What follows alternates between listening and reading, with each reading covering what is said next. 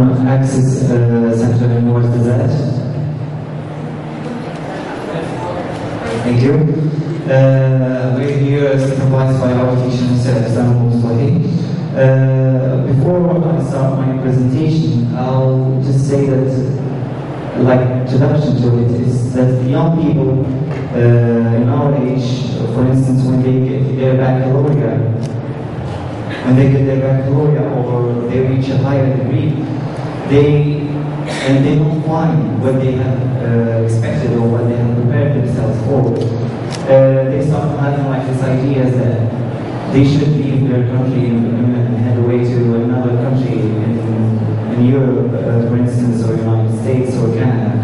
So this fact that these professionals or students are flocking away from their country to another country is affecting the core of our dear country.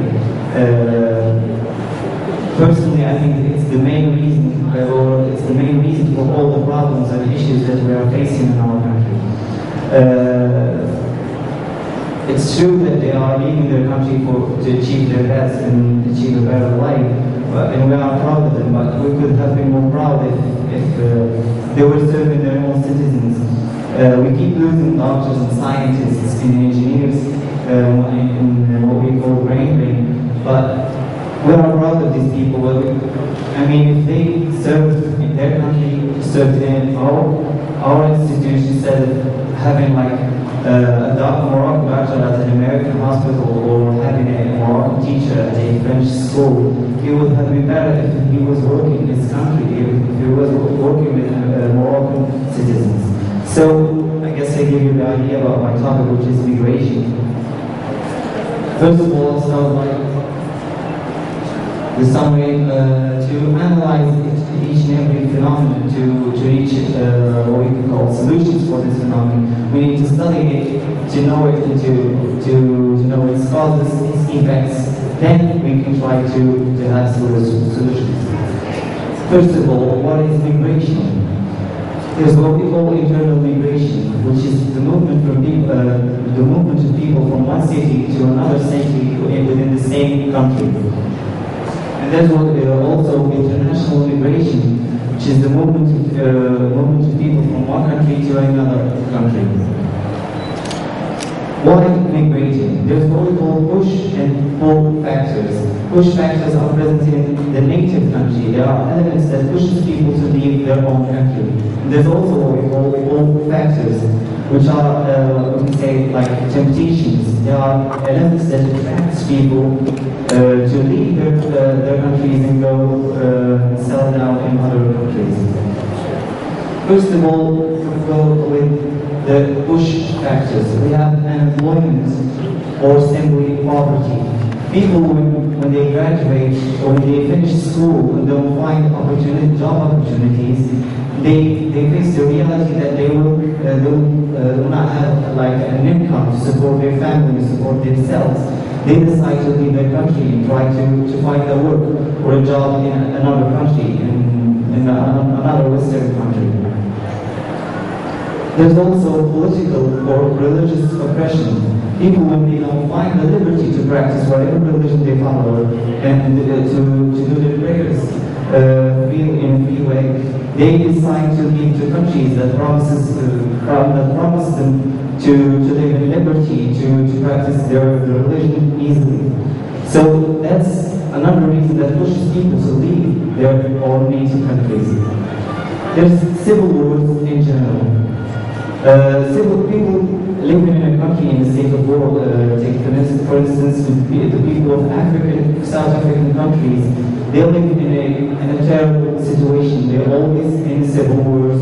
They're always living in a miserable situation. So the youth are trying to leave their own country and go away and settle down in another country and try to find a better education and maybe a better job to live in the country that gives them these opportunities and these advantages instead of staying in a country which they are in a state of war. Now we move on to the pull factors.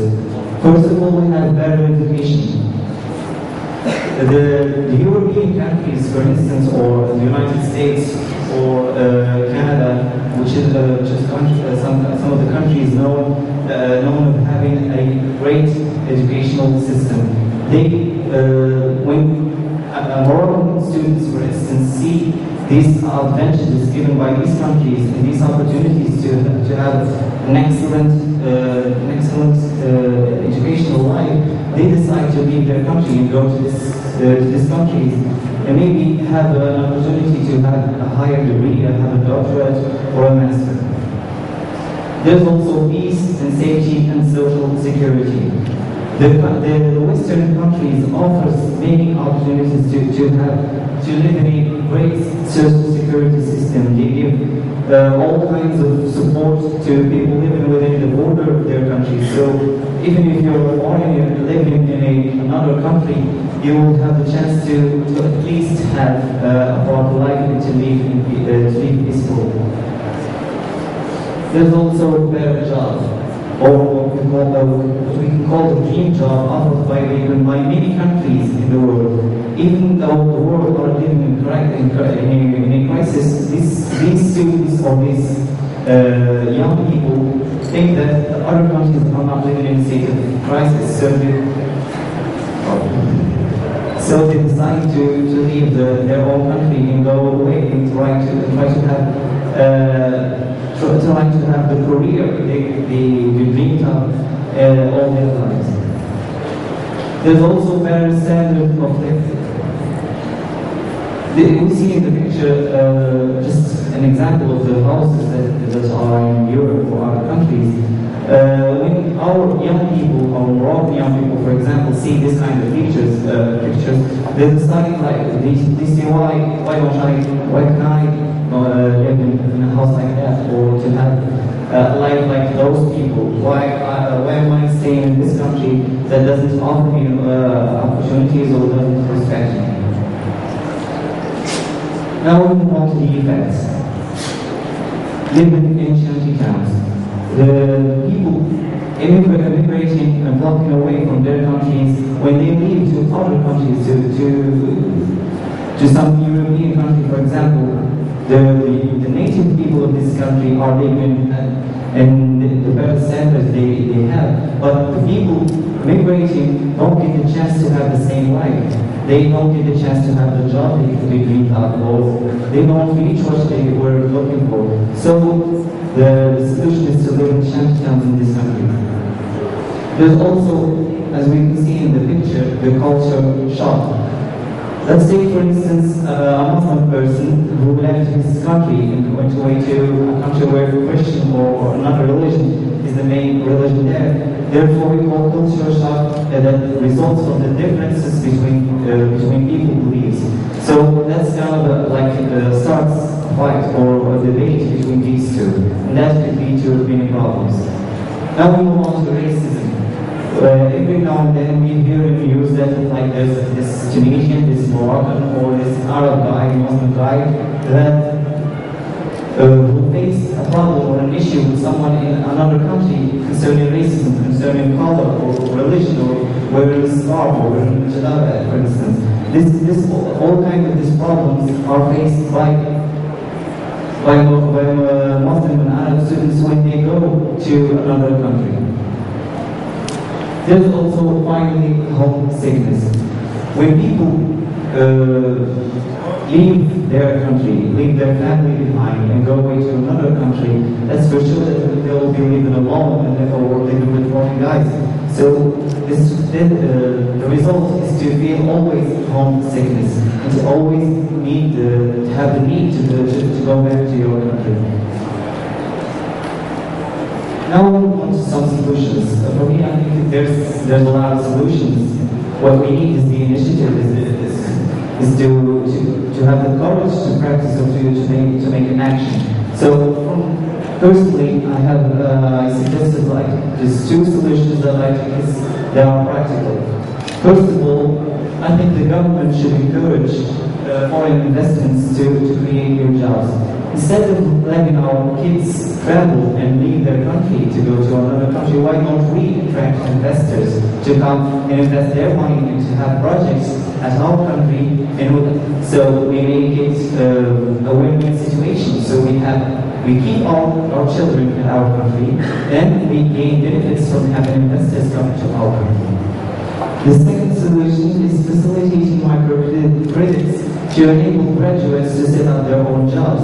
When we have like these graduates all the time protesting in front of the parliament, why is that? Because they have a master's, they have a doctorate, but they're waiting for the states to give them a job. Why don't we give them a microcredit, for instance, to create their own job and maybe create more job opportunities for more unemployed people?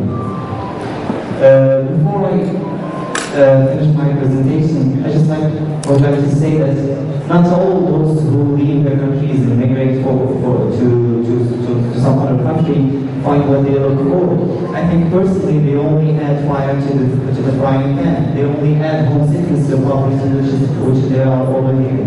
So why don't we make a move, be motivated, or have the courage to try to keep our own children working on our countries instead of going to other countries and asking for charity.